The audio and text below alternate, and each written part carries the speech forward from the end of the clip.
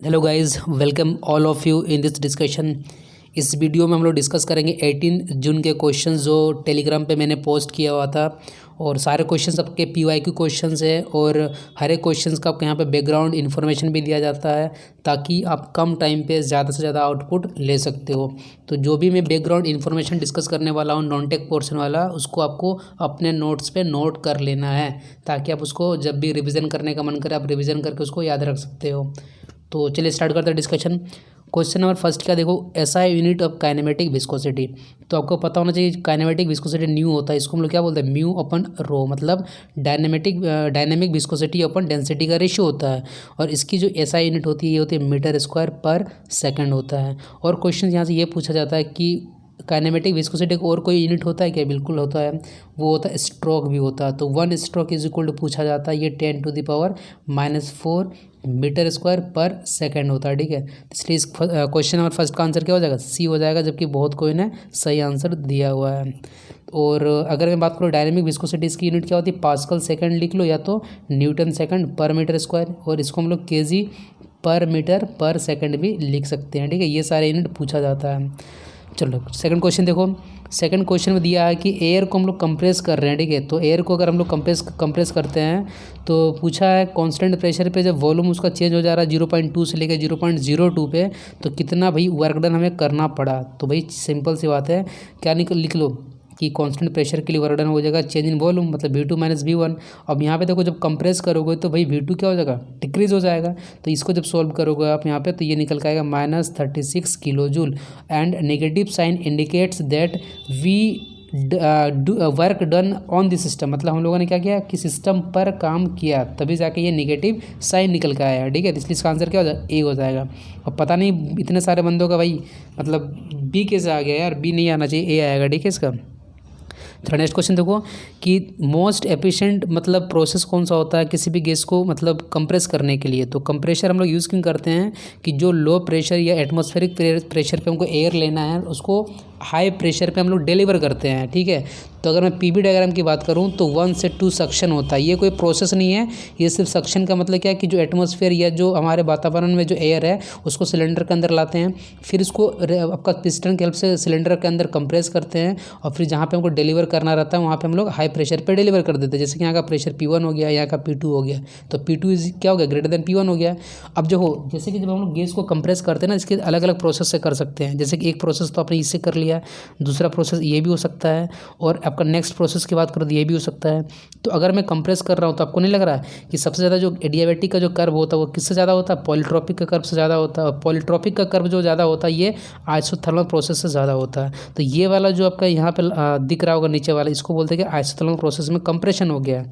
और हमें ये पता है कि ओपन सिस्टम के केस में जो वर्क डन निकल के आता है वो क्या था? -V into integration V into DP आता है। ठीक है, -V इंटू DP आपका आता है। तो भाई और एरिया क्या लेते हो? एरिया जो आपका प्रेशर वाला जो एक्सिस पे देता है वो वर्क डन शो करता है। तो देखो ये वाला जो आपका आइसोथर्मल प्रोसेस जो होता है जहाँ पे टेम्परेचर कांस्टेंट होता है, इसी केस में जो है कि कंप्रेशर वर्क डन मिनिमम आ रहा है, इसलिए मेरा मोस्ट एफिशिएंट क्या हो गया? कंप्रेसिंग के लिए एक प्रोसेस हो गया। इसलिए इसका आंसर क्या हो जाएगा? आंसर बी हो जाएगा। क्लियर है? चलो ठीक है, चलो नेक्स्ट क्वेश्चन देखो। According to Boyle's law which is constant. देखो बॉयल्स लॉ में बॉयल्स का मतलब से समझ में आ रहा है कोई भी चीज़ बॉइलिंग कर रहे हैं, बॉइलिंग जब भी करते तो भाई क्या आता है दिमाग में? एक बात आ जाती है क्या? टेम्परेचर। तो भैया बॉयल्स में जब टेम्परेचर आ रहा है तो इसमें क्या कांस्टेंट कर दो? टेम्परेचर को कांस्टेंट कर दो। फिर आता है आपका चार्ल्स लॉ। ठीक है, तो चार्ल्स लॉ CHA मतलब चाचा, याद रखो कि चाचा लोगों का क्या हाई होता है? ब्लड प्रेशर हाई होता है। तो बोलो भैया ब्लड प्रेशर अपना कांस्टेंट रखो। ठीक है, तो चार्ल्स लॉ में प्रेशर कांस्टेंट। वॉल्यूम तो आपको समझ में आ गया, किस में कांस्टेंट होता है? वॉल्यूम जो कांस्टेंट होता है गैलोसेक्स जो होता है लॉ होता है उसमें वॉल्यूम कांस्टेंट होता है। और एक लॉ की मैं बात करूं कि अगर मान लो 3 कंटेनर है, ठीक है, और अलग अलग गैस मान लो इसमें भरा गया हो, सबका वॉल्यूम भी है, 3 कंटेनर है, तीनों का वॉल्यूम इक्वल है। मान लो इसमें हाइड्रोजन भरा गया है, इसमें नाइट्रोजन भरा गया है, या इसमें ऑक्सीजन भरा गया है, और तीनों कंटेनर का वॉल्यूम भी है। तो at same temperature and same pressure पे ये अगर सबका टेम्परेचर और प्रेशर तीनों का अगर सेम है तो जो नंबर ऑफ मॉलिक्यूल्स जो इस कंटेनर में भरा हुआ होगा वो तीनों में इक्वल होगा। इसी लॉ को हम लोग बोलते हैं क्या? एवोगाड्रो लॉ बोलते हैं। ठीक है, तो इसमें क्या है? बॉयल्स लॉ में क्या कांस्टेंट? टेम्परेचर। तो इसलिए इसका आंसर क्या हो जाएगा? बी हो जाएगा, जो कि भैया 16 बंदों ने इसका आंसर किया जिसमें 81% जो बंदों ने सही किया है। क्लियर है? ऑटो साइकिल में पूछा कि हीट एडिशन और हीट का रिजेक्शन का जो प्रोसेस होता है वो क्या होता है। तो ऑटो साइकिल आपको पता होना चाहिए कि जो हम लोग बाइक वगैरह यूज़ करते हैं तो उसका जो इंजन का जो वर्किंग होता है वो डिपेंड करता है ऑटो साइकिल। तो ऑटो साइकिल जो होता है किस लिए कहाँ पे यूज़ करते हैं, पेट्रोल इंजन के लिए यूज़ किया जाता है, आपको याद रखना है। और इसकी पीवी डायग्राम की अगर मैं बात करूँ तो 1 से 2 जो होता है इसमें आइसेंट्रोपिक कंप्रेशन, ठीक है। उसके बाद 1 मिनट रुक जाओ यार, ये हो गया आपका आइसेंट्रोपिक कंप्रेशन हो गया, ठीक है। 1 से 2, 2 से 3 क्या होगा, कांस्टेंट वॉल्यूम हीट का एडिशन हो जाता है, ठीक है। और 2 से 3 फिर कांस्टेंट आइसेंट्रोपिक एक्सपेंशन, एंड 3 से जो आपका 4 है ये कांस्टेंट वॉल्यूम हीट रिजेक्शन होता है।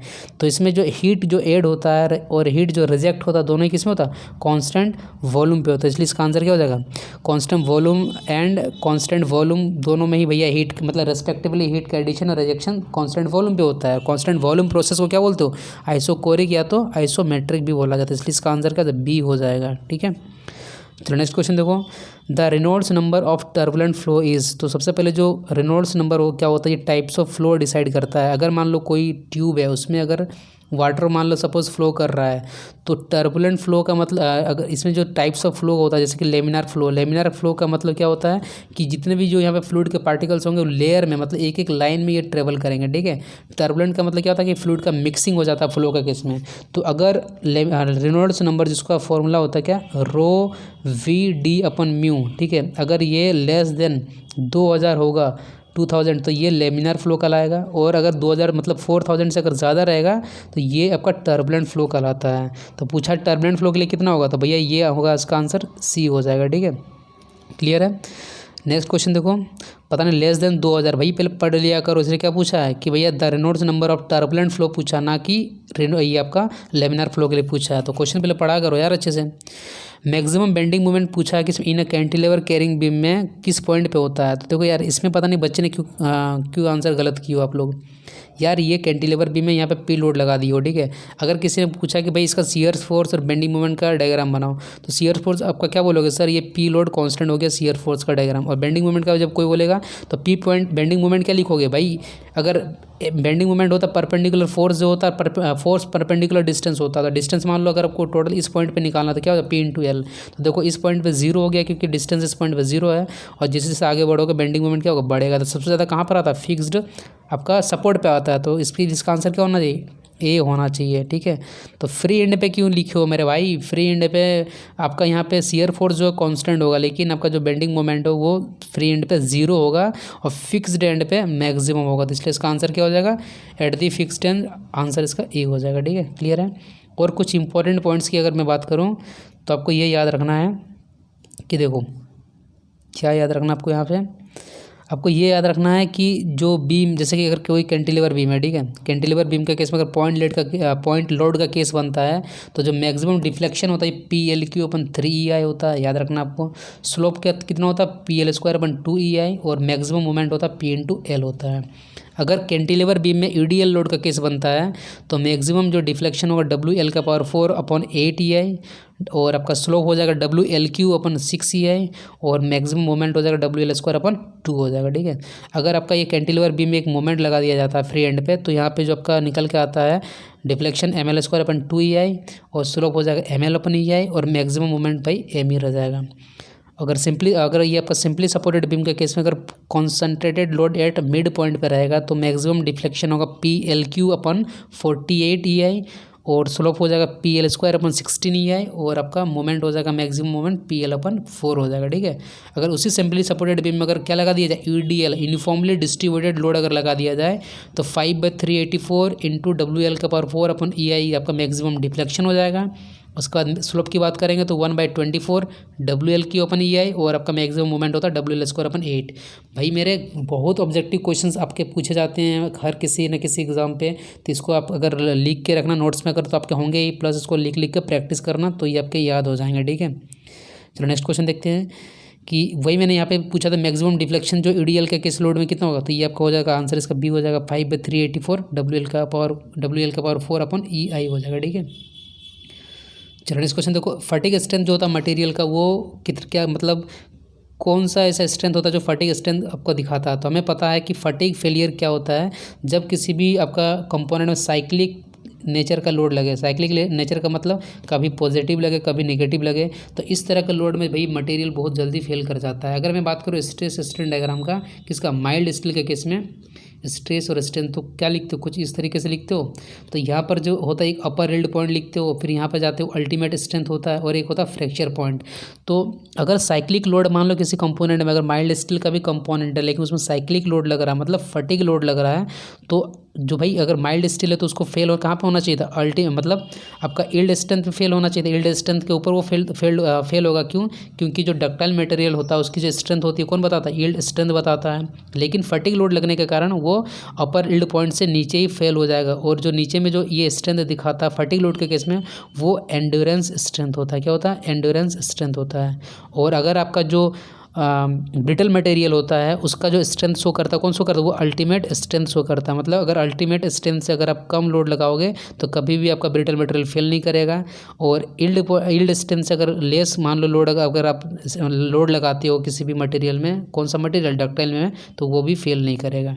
और एंड्योरेंस स्ट्रेंथ जो होता है आपका फटीग जो तरह का अगर जो लोड लगेगा किसी कंपोनेंट में, अगर आपने एंड्योरेंस स्ट्रेंथ से कम लोड लगा कर रखा हुआ है तो वो फटीग से कभी भी फेल नहीं करेगा। क्लियर है, तो इसलिए इसका आंसर क्या हो जाएगा, इसका आंसर सी हो जाएगा। क्वेश्चन में 10 देखो, what is the temperature at critical point. अब क्रिटिकल पॉइंट क्या होता है, जहाँ पे लेटेंट हीट ऑफ वेपराइजेशन जो होता है ये ज़ीरो हो जाता है। जैसे कि ये टीएस डायग्राम हो गया, ठीक है, ये सैचुरेटेड लिक्विड लाइन बोलते हैं इसको, और इसको क्या बोलते हैं, सैचुरेटेड वेपर लाइन। और इसमें कांस्टेंट प्रेशर का कर्व कुछ इस तरीके से होता है। तो यहाँ पे जैसे जैसे हम लोग जाते हैं इस पॉइंट पे, तो यहाँ पे क्या होता है, सैचुरेटेड लिक्विड और सैचुरेटेड वेपर लाइन एक पॉइंट पे मीट कर जाते हैं, और लेटेंट हीट ऑफ वेपराइजेशन क्या हो जाता है, जीरो हो जाता है, ठीक है। तो इस पॉइंट पे जो टेम्परेचर होता है क्रिटिकल पॉइंट पे, तो वाटर के केस में 374 डिग्री सेल्सियस होता है। इसको जब 273 से ऐड कर दोगे, मतलब जब इसको केल्विन में कन्वर्ट करोगे, तो भैया ये कितना हो जाएगा, ये 647 केल्विन हो जाएगा। इससे आंसर क्या हो जाएगा, इसका आंसर हो जाएगा सी, ठीक है।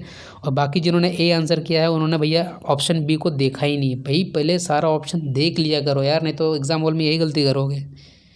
Simon commission visited in India, तो देखो इंपॉर्टेंट जितने भी आपके मूवमेंट्स हुए हैं, आंदोलन हुए हैं, वो मैंने आपको यहाँ पे बता रहा हूँ, आपको ये नोट करके लिख के रख लेना, ठीक है। तो अगर जो साइमन कमीशन हमारे कंट्री में कब आया था, 1927 में। 1930 में क्या हुआ था, डांडी मार्च, जिसको हम लोग सॉल्ट सत्याग्रह बोलते हैं। 1906 में कलकत्ता का सेशन हुआ था, जहाँ पे फर्स्ट टाइम डिमांड किया गया था किसका, पूर्ण स्वराज का, किसके द्वारा, दादा भाई नूरजी के द्वारा। और इन्हीं को बोला जाता है grand old man of India, ये क्वेश्चन पूछा जाता है। 1885 में 1825 में इंडियन नेशनल कांग्रेस का भाई स्थापना हुआ था, किसके द्वारा किया गया था, A.O. ह्यूमे के द्वारा। और फर्स्ट इसके जो प्रेसिडेंट बने थे W.C. बनर्जी बने थे, ठीक है। 16 अक्टूबर 1905 में भाई बंगाल का पार्टीशन हो गया था, किसके द्वारा किया गया था, लॉर्ड कर्जन के द्वारा। मतलब जो आपका बंगाल उसको दो पार्ट में डिवाइड कर दिया गया था, ठीक है, ईस्ट बंगाल और वेस्ट बंगाल। 1905 में स्वदेशी मूवमेंट आया था। फिर 1906 में मुस्लिम लीग की स्थापना हो गई थी।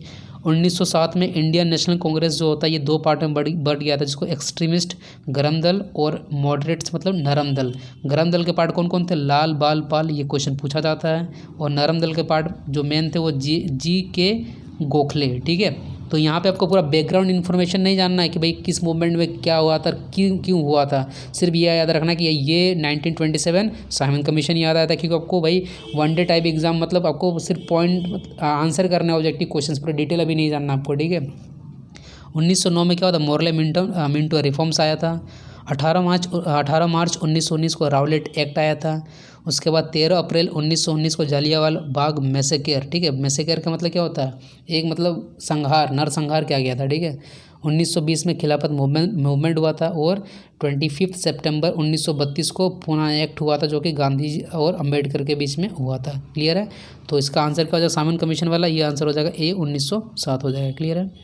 फर्स्ट रेलवे लाइन जो है लेड मतलब कहाँ बिछाया गया था, तो पहला जो रेलवे लाइन है भैया ये बिछाया गया था बम्बई एंड थाने। तो मैंने मुंबई लिख दिया ना, तो कोई दिक्कत नहीं है। तो बम्बई एंड थाने में 1853 में, ठीक है, फर्स्ट टाइम आपका लेड किया गया था रेलवे का लाइन। तो इसका आंसर क्या हो जाएगा, बी हो जाएगा। बहुत बंदे ने सही आंसर किया इसका। बैटल ऑफ बक्सर अब कुछ इंपॉर्टेंट बैटल के बारे में बात कर रहा हूँ। जैसे 1576 में बैटल ऑफ हल्दी घाटी हुआ था, जो कि अकबर एंड राणा प्रताप के बीच हुआ था। ये क्वेश्चन आया हुआ है, ठीक है। 1757 में बैटल ऑफ प्लासी हुआ था, जो कि किसके द्वारा हुआ था? इंग्लिश मतलब अंग्रेज़ और सिराजुद्दौला, जिसको बंगाल का नवाब बोला जाता था, उसके बीच में हुआ था, ठीक है। 1760 में हुआ था बैटल ऑफ वनडविस, फ्रेंच और इंग्लिश के बीच हुआ था। और 1764 में बैटल ऑफ बक्सर के हुआ था। किसके किसके बीच हुआ था, इसको एक बार आप सर्च करके देखना, आपको समझ में आएगा, बहुत कुछ सीखने को भी मिलेगा वहाँ से। तो इस क्वेश्चन के लिए बैटल ऑफ बक्सर क्या हो जाएगा आपका? 1764, आंसर सी हो जाएगा। क्लियर है? चलो नेक्स्ट क्वेश्चन देखो। When first time census held in India, तो फर्स्ट टाइम 1871 में सेंसस किया गया था, ठीक है। और ये लॉर्ड मायो के द्वारा किया गया था, लॉर्ड मायो। ये क्वेश्चन पूछा गया है। क्लियर है? आंसर क्या हो जाएगा? ए हो जाएगा। नेक्स्ट क्वेश्चन देखो, in which session Indian National Congress जो है 2 पार्ट में बढ़ गया था। तो अभी आपको मैंने बताया था कि जो 1907 है, जहाँ पे सूरत का जो सेशन हुआ था, जिसमें नरम दल और गरम दल के 2 पार्टी निकल के आए थे। जो गरम दल वाला जो पार्टी था, जिसको एक्सट्रीमिस्ट बोलते हैं, उसमें कौन? लाल, बाल और पाल, ये तीनों थे। और मॉडरेट्स, जिसको हम लोग नरम दल बोलते हैं, इसका पार्ट कौन था? इसका पार्ट थे आपके GK गोखले। क्लियर है? 1907 में कब हुआ था? आपका सूरत का सेशन हुआ था, वहाँ पे ये पार्ट बढ़ गया था, इसलिए इसका आंसर क्या हो जाएगा? ए हो जाएगा। क्वेश्चन नंबर 1906 में क्या था? कोलकाता सेशन हुआ था। लेकिन कोलकाता सेशन में क्या हुआ था? कलकत्ता सेशन में उस टाइम दादा भाई नूरजी जो है, उन्होंने फर्स्ट टाइम किसका डिमांड किया था? पूर्ण स्वराज का डिमांड किया था, ठीक है। पूर्ण स्वराज का डिमांड किया था। और ये इन्हीं को बोला जाता है क्या? इंडिया का grand old man of India, ठीक है। अब पूछा गया कि कौन सा क्लासिकल डांस किस स्टेट से बिलोंग करता था। आपको पता होना चाहिए, मैंने डिस्कस भी किया इसके पहले से, कि देखो कि जो भरतनाट्यम होता है ना, ये तमिलनाडु से बिलोंग करता है। कुचिपुड़ी कहाँ से, किससे बिलोंग करता है? ये आंध्र प्रदेश से बिलोंग करता है, ठीक है। उसके बाद आसाम से क्या होता है? आसाम जो स्टेट है, इससे सतरिया करके जो आपका है, ये चीज़ यहाँ से बिलोंग करता है। और कथकली, ठीक है, कथकली और एक आपका मोहिनीअट्टम, ये किसका होता है? ये कथकली और मोहिनीअट्टम जो है, ये आपका केरल का जो होता है, ये केरल का क्लासिकल डांस है। और यूपी का जो आपका क्लासिकल डांस है, उसका कौन सा? ये आपका कथक है। और आपका मणिपुरी से, भाई मणिपुर का समझ में आ रहा है, और उड़ीसा का आपका ओडिसी करके है, ठीक है। तो कुचिपुड़ी किसके लिए हो जाएगा? इसका आंध्र प्रदेश के लिए, इसलिए इसका आंसर ए हो जाएगा। नेक्स्ट क्वेश्चन देखो, what is the name of our galaxy. तो जिन बंदों ने फिर ए ऑप्शन दिया है भैया, उन्होंने आँख बंद करके ऑप्शन ए देखा, और एग्जाम हॉल में भी यही गलती करोगे भैया। मिल्की वे को ही बोला जाता है क्या? इसी को बोला जाता है आकाश गंगा। तो इसलिए इसका आंसर क्या? बोथ ए एंड बी, सी हो जाएगा, ठीक है। First Indian female who climb the mount Everest. देखो फर्स्ट फीमेल पूछा ना, तो ये फर्स्ट फीमेल कौन था? इंडियन पूछा था, इसलिए बचेंद्री पाल हो जाएगा। लेकिन फर्स्ट वर्ल्ड की अगर वेमेन पूछ लेता, तो ये तबई जुनको करके जो है, जापान की रहने वाली है, उन्होंने फर्स्ट टाइम भाई कहाँ पे? माउंट एवरेस्ट पे क्लाइम किया था। अगर पूछा जाए कि कौन सी ऐसी महिला है, चाहे वो इंडिया का पूछे या पूरा वर्ल्ड का पूछे, जो माउंट एवरेस्ट पे 2 बार चढ़ी है, तो उसका नाम क्या है? इंडिया की महिला है, इसका नाम संतोष यादव, ठीक है। तो इसलिए इस क्वेश्चन का आंसर क्या हो जाएगा? इस क्वेश्चन का आंसर हो जाएगा बी हो जाएगा। क्वेश्चन 19 देखो, which of the following is known as dry ice. तो भैया इसमें जो ड्राई आइस है, किसको बोला जाता है? तो आपका जो कार्बन डाइऑक्साइड है, इसी को बोला जाता है क्या? ड्राई आइस बोला जाता है। और ये एक बड़ा ही डेंजर ग्रीन हाउस गैस है, और इसके कारण भैया क्या होता है? ग्लोबल वार्मिंग होता है, मतलब अर्थ का टेम्परेचर बहुत ही ज़्यादा बढ़ता है। इसलिए बोला जाता है कि पेड़ पौधे लगाओगे, तो पेड़ पौधे क्या करते हैं? कार्बन डाइऑक्साइड को सोख लेते हैं, जिससे CO2 का उत्सर्जन हमारे एटमॉस्फेयर में कम हो जाएगा, और ग्लोबल वार्मिंग की जो समस्या है, ये भी कम हो जाएगी, और अर्थ का टेम्परेचर भी कम हो जाएगा, जिससे जो ग्लेशियर है, ये पिघलेगा नहीं, और समुद्र का जो आपका लेवल है, ये बढ़ेगा नहीं, और जो टापू वाली जितनी भी कंट्री है, आइलैंड कंट्री है, वो सब भी डूबेगी नहीं। तो भैया CO2 का उत्सर्जन कम करो। ये कब कम होगा? जब आप जो ऑटोमोबाइल वगैरह जो होती है, उसका कम यूज़ किया जाए, या पेड़ पौधे वगैरह ज़्यादा से ज़्यादा लगाया जाए। क्लियर है? मीथेन को क्या बोलते हैं? मीथेन को मार्स गैस भी बोला जाता है। चलो नेक्स्ट क्वेश्चन देखो, मेन कॉन्स्टिट्यूएंट ऑफ LPG। भाई क्या होता है? LPG का फुल फॉर्म होता है लिक्विड पेट्रोलियम गैस। तो LPG का जो मेन आपका कॉन्स्टिट्यूएंट बनता है, ये ब्यूटेन प्लस प्रोपेन बनता है। और CNG जिसको हम लोग बोलते हैं कंप्रेस्ड नेचुरल गैस बोलते हैं, इसका होता है मीथेन प्लस प्रोपेन। इसलिए इसका आंसर क्या हो जाएगा? इसका आंसर हो जाएगा बी हो जाएगा। क्लियर है? उसके बाद मैंने यहाँ पे एक वीडियो बनाया हुआ है कि जितने भी इंपॉर्टेंट आर्टिकल्स होते हैं हमारे संविधान के, जो दिए हुए हैं, जो किसी न किसी एग्जाम में पूछा जाता है, तो उसका वीडियो आप जरूर जाकर देखना, ठीक है। और इसका नोट्स बना लेना, क्योंकि भाई हर एक एग्जाम में मान के चलो मिनिमम 1 क्वेश्चन, मैक्सिमम कुछ भी हो सकता है, इसमें आना ही है। उसके बाद सबसे एक सैड न्यूज़ है कि भाई जो मिल्खा सिंह, जिनको हम लोग द फ्लाइंग सिख बोला जाता था, वो क्या कर गया, 91 ईयर ओल्ड में, 91 साल में उनका डेथ हो गया ड्यू टू कोरोना वायरस। मतलब कोरोना वायरस उनको हुआ था, रिकवर भी कर गए थे, लेकिन फिर भी वो डेथ कर गए हैं। ठीक है, तो ये फ्राइडे को डेट किए हैं, मरे हैं। और इनकी जो वाइफ है भैया, जस्ट बिफोर मतलब संडे को ये इनका भी डेथ हो गया था कोरोना वायरस के कारण। तो ये थोड़ी दुख की वाली न्यूज़ है, क्योंकि आपको पता है जिस तरीके से इन्होंने कॉमनवेल्थ गेम में मेडल वगैरह लाया था, तो कितनी मेहनत की थी। आपने देखा भी होगा, जो मिल्खा सिंह की मूवी है, वहाँ से आपको मोटिवेशन भी बहुत मिला होगा उस मूवी से। तो आई होप आपको डिस्कशन में मज़ा आया होगा। तो अगर आपको लगता है कि वीडियो लेक्चर बेनिफिट है, then please share with your friends so that they can also get benefit of it. और मिलते हैं हम लोग नेक्स्ट वीडियो में। So guys, thanks for watching this video.